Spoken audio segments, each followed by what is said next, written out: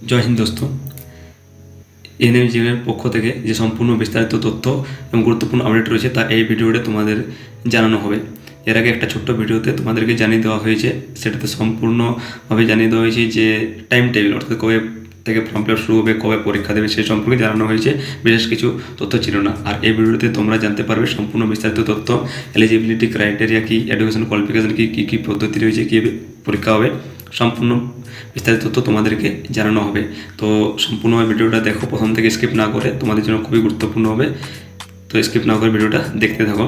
তো চলো জানিয়ে দেওয়া হোক তোমাদেরকে কী কী তোমাদের জন্য গুরুত্বপূর্ণ আপডেট রয়েছে।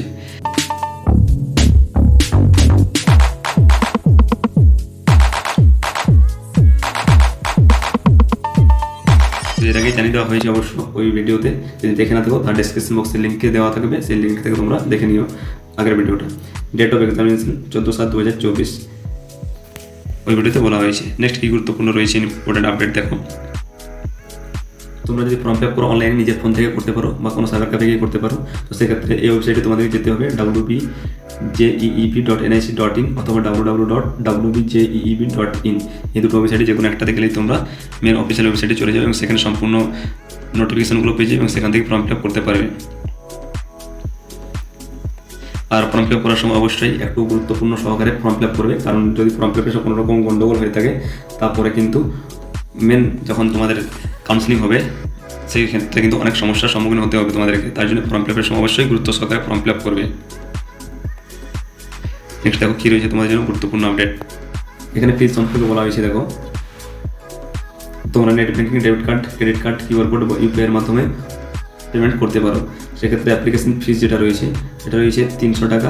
300 টাকার জন্য SC, ST, OBC, OBC A, OBC B, EWS, orphan candidate সব এদের জন্য রয়েছে 300 টাকা এবং 400 টাকা রয়েছে সেটা রয়েছে ফর অল আদার ক্যান্ডিডেটস, অর্থাৎ এসসি, এসটি, ওবিসি, ইডাব্লিউএস সকলের জন্য রয়েছে 300 টাকা এবং বাকি জেনারেলদের জন্য রয়েছে 400 টাকা। অর্থাৎ এক্ষেত্রে সকলের জন্য কিন্তু অ্যাপ্লিকেশন ফিস লাগবে। এসসি, এসটিদের জন্য কোনো আলাদাভাবে ছাড় রয়েছে না।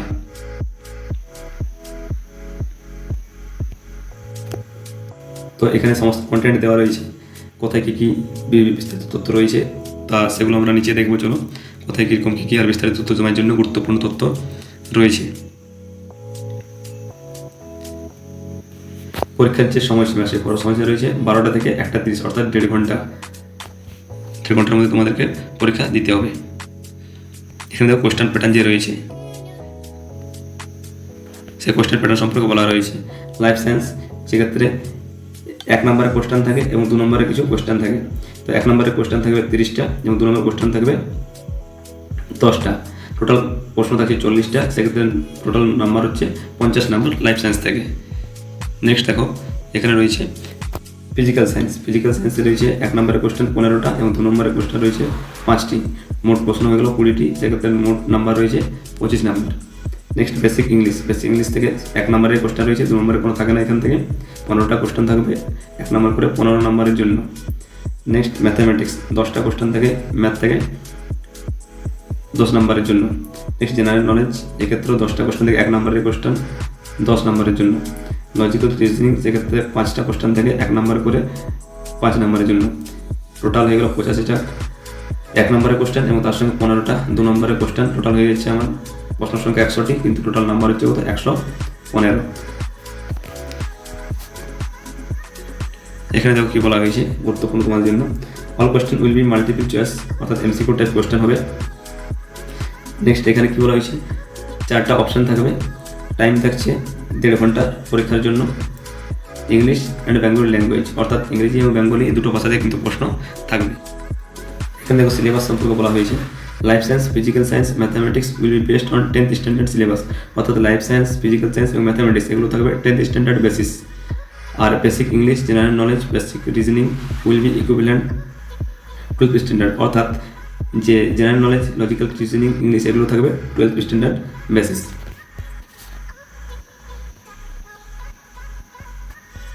নেক্সট দেখো, যে একটু যখন নাম্বারের বেতন বললাম কোয়েশ্চেন সম্পর্কে, সেক্ষেত্রে 2টো ক্যাটাগরিতে ছিল, 2টো ক্যাটাগরি।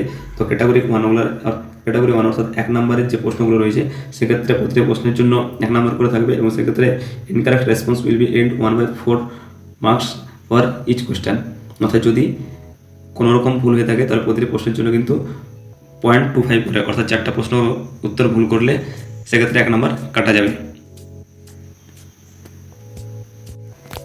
নেক্সট এই পয়েন্টে কী বলা হয়েছে দেখো, for any combination of more than one option, যদি একটা বেশি অপশন চুজ করা হয়, even if the contents the correct option, his set answer will be treated is incorrect and will be aid 1/4 negative marks.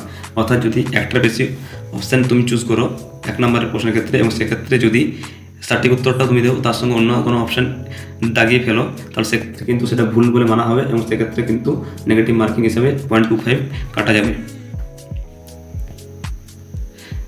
Next এখানে রয়েছে category 2, অর্থাৎ 2 নম্বরের যে প্রশ্ন রয়েছে সেক্ষেত্রে একটার ক্ষেত্রে যেমন জানো যদি কারা দিয়ে থাকে বা যারা নতুন তারা জেনে নাও, এক্ষেত্রে একসঙ্গে একটার বেশি অপশান তোমরা কিন্তু দাগাতে পারো। Marking all correct option will be L 2 mark, অর্থাৎ এক্ষেত্রে 2 নম্বর করে থাকবে প্রতিটি প্রশ্নের সঠিক উত্তরের জন্য। তো আর কি গুরুত্বপূর্ণ তথ্য রয়েছে সেগুলো তোমরা জেনে নাও। এখানে দেখো রয়েছে এলিজিবিলিটি ক্রাইটেরিয়া, খুবই গুরুত্বপূর্ণ তোমাদের জন্য। কী কী চাই, the applicant must be citizen of India, must be domicile of West Bengal, অর্থাৎ ইন্ডিয়ার অধিবাসী হতে হবে এবং সেক্ষেত্রে অবশ্যই পশ্চিমবঙ্গের বাসিন্দা হতে হবে। The applicant must have passed or must be appearing in 2024 class 12 examination 10+2 স্ট্রিমলি, অর্থাৎ যে পরীক্ষার্থী ফর্ম ফিল আপ করবে তাকে অবশ্যই উচ্চ মাধ্যমিক পাস হতে হবে ক্যান্ডিডেটকে, এবং যারা উচ্চ মাধ্যমিক দিয়েছে এখনও তো রেজাল্ট পায়নি এবং তারাও কিন্তু ফিল আপ করতে পারবে, যেহেতু অ্যাপিয়ারিং বলে দেওয়া হয়েছে, এবং পাস্ট যারা পাস আউট হয়ে গেছে এবং যারা অ্যাপিয়ারিং অর্থাৎ দিয়েছে এবছর।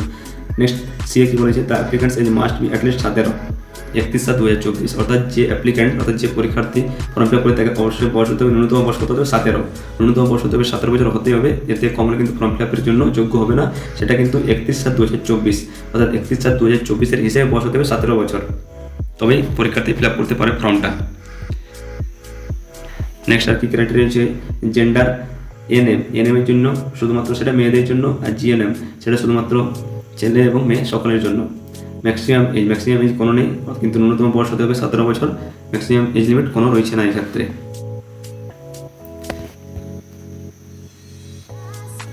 Educational qualification, minimum educational qualification কী চাই, মাস্ট পাস 10+2 এক্সামিনেশন, অর্থাৎ অবশ্যই উচ্চ মাধ্যমিক পাস হতে হবে, সেটা কিন্তু 40% মার্কস চাই, অবশ্যই 40% মার্কস নিয়ে। Must pass in English in 10+2, অর্থাৎ ইংরেজিতে অবশ্যই পাস করতে হবে উচ্চ মাধ্যমিকে। বাকি আরও কিছু রয়েছে ভোকেশনালের থেকে, সেগুলো তোমরা দেখে নিও। এখানে একটা দেখো গুরুত্বপূর্ণ নোট বলে লেখা রয়েছে, কী বলা হয়েছে দেখো, domicile certificate issued by any elected peoples representative such as municipal commissioner, councillor of municipal corporation or municipality, member of 3-tier panchayat system or GTA, MLA or MP not acceptable, অর্থাৎ এই সমস্ত অধিকারী বা সদস্যদের দ্বারা যদি তুমি ডোমিসাইল সার্টিফিকেট বানাও তাহলে সেক্ষেত্রে সেটা কিন্তু অ্যাকসেপ্ট করা হবে না। অর্থাৎ ডোমিসাইল সার্টিফিকেটের জন্য তোমাদের নিশ্চয়ই যে জায়গায় যাওয়া দরকার সেখান থেকে তোমাদেরকে কিন্তু বানাতে হবে। যতটা সম্ভব আমার নলেজের হিসেবে বলা হয় সেটা এসডি অফিস থেকে বানানো হয়, তো এসডি অফিসের কাছ থেকেই তোমাদেরকে বানিয়ে নিয়ে আসতে হবে। এই সমস্ত সদস্যের কাছে যদি বানিয়ে আনো তাহলে সেক্ষেত্রে তা অ্যাকসেপ্ট করা হবে না, ডিক্লাইন করে দেওয়া হবে। বিশেষ করে যে সমস্ত গুরুত্বপূর্ণ যে পয়েন্টগুলো রয়েছে তথ্যগুলো সেগুলো তোমাদেরকে আমি বিশেষ করে হাইলাইট করে জানিয়ে দিচ্ছি। এখানে একটা রয়েছে অপশান সিতে, the NM trainees admitted in govt institute will be given stipend as per existing food per month for 2 years, অর্থাৎ এনএম যে ক্যান্ডিডেটরা তারা যদি কোনো সরকারি ইনস্টিটিউটে ট্রেনিং করে তাদেরকে মান্থলি 500 টাকা করে স্টাইপেন্ড হিসেবে দেওয়া হয়, সেটা 2 বছরের জন্য।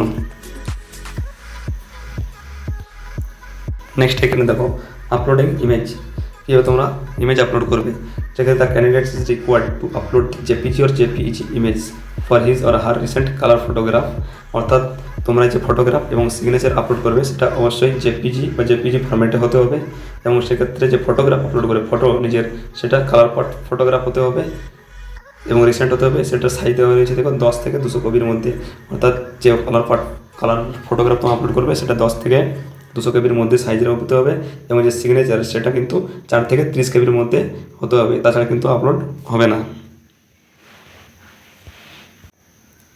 এখানে যে গুরুত্বপূর্ণ ইনফরমেশনটা রয়েছে সেটা দেখো, খুবই গুরুত্ব সহকারে দেখো তোমরা। It is not possible to correct any primary registration data, that is name, father's name, mother's name, gender, domicile and date of birth। অর্থাৎ যে প্রাইমারি রেজিস্ট্রেশন ডাটা, অর্থাৎ রেজিস্ট্রেশন করার সময় তোমরা যে সমস্ত ডাটাগুলো দেবে সেগুলো কিন্তু কোনোরকমভাবেই পরে যে কারেকশন করার জন্য যদি চেষ্টা করো সেগুলো কিন্তু কোনোরকমভাবে কারেকশন করা যাবে না। তাই এই প্রাইমারি রেজিস্ট্রেশন ডাটাগুলো অর্থাৎ নিজের নাম, বাবার নাম, মায়ের নাম, নিজের জেন্ডার, ডোমিসাইল এবং ডেট অফ বার্থ এগুলো কিন্তু ভুল করা চলবে না। বাকি আদার্স যে ডিটেলস থাকবে সেগুলো কিন্তু এডিট করা যাবে। তাই অবশ্যই যথেষ্ট গুরুত্ব সহকারে ফর্মটা ফিল আপ করবে। এখানে একটা গুরুত্বপূর্ণ তথ্য রয়েছে, candidates can also challenge any answer key on payment of ₹500 per question plus the bank service charge. অর্থাৎ কারো যদি মনে হয় পরে রেজাল্ট আসার পর বা অ্যান্সারকে আসার পর এরকম একটা অপশান দেওয়া হয়, কারো যদি মনে হয় যে এই প্রশ্নের উত্তরটা ভুল, এটা আমি ঠিক করেছি, যদি কেউ চ্যালেঞ্জ করতে চাও তাহলে সেক্ষেত্রে চ্যালেঞ্জ করতে পারো, কিন্তু সেক্ষেত্রে তোমাকে 500 টাকা এবং সেক্ষেত্রে ব্যাংকের যে চার্জ সেই প্রতিটা কোশ্চেনের জন্য সেই ব্যাংকের চার্জ লাগবে। যদি এখানে প্রতিটা কোশ্চেনের সম্পর্কে সেরকম কিছু বলা হয়নি, কিন্তু তোমাকে 500 টাকা চার্জ হিসাবে দিতে হবে, তবে তুমি চ্যালেঞ্জ করতে পারবে। এবং the fee once paid is not refundable, অর্থাৎ যদি তুমি আবার পে করে দাও চ্যালেঞ্জ করার জন্য সেই পয়সাটা কিন্তু আর কোনোভাবেই রিফান্ড পাওয়া যাবে না। তো এই ছিল বিশেষ গুরুত্বপূর্ণ তথ্য তোমাদের জন্য। আর এখানে দেওয়া রয়েছে ওই তোমাদের যে পারফর্মা রয়েছে ডোমিসাইলের জন্য, সেই পারফর্মাগুলো রয়েছে, কিছু ফরম্যাট রয়েছে, কাস্ট সার্টিফিকেট ফরম্যাট থাকে, পারফর্মা থাকে, সেগুলো তোমরা দেখে নিও। যদি যাদের প্রয়োজন তারা এখান থেকে তোমরা রেসিডেন্ট বা ডোমিসাইলের যে সার্টিফিকেট রয়েছে সেই পারফর্মাগুলো এখান থেকে প্রিন্ট করে নিতে পারো, তারপর সেই হিসেবে বানিয়ে নিও। তো এভাবে আরও গুরুত্বপূর্ণ আপডেট পাওয়ার জন্য তোমরা অবশ্যই আমাদের চ্যানেলের সঙ্গে যুক্ত থাকো, চ্যানেলটিকে সাবস্ক্রাইব করো এবং বন্ধুদের মাঝে আর শেয়ার করতে থাকো, যাতে বন্ধুরাও সমস্ত তথ্যগুলো পেয়ে যায়। ভিডিওটা দেখার জন্য সকলকে অসংখ্য ধন্যবাদ।